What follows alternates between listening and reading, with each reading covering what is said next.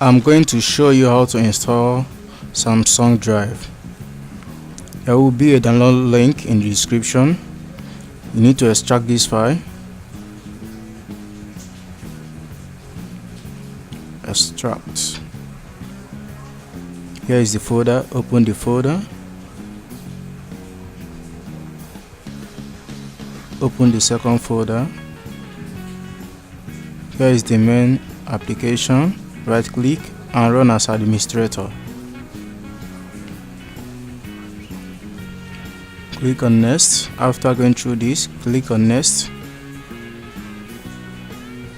Choose your language and other things. Click on next. Here is where the file is being installed.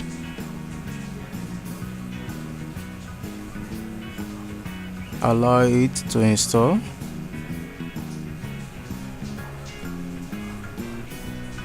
I'm going to speed up this installation.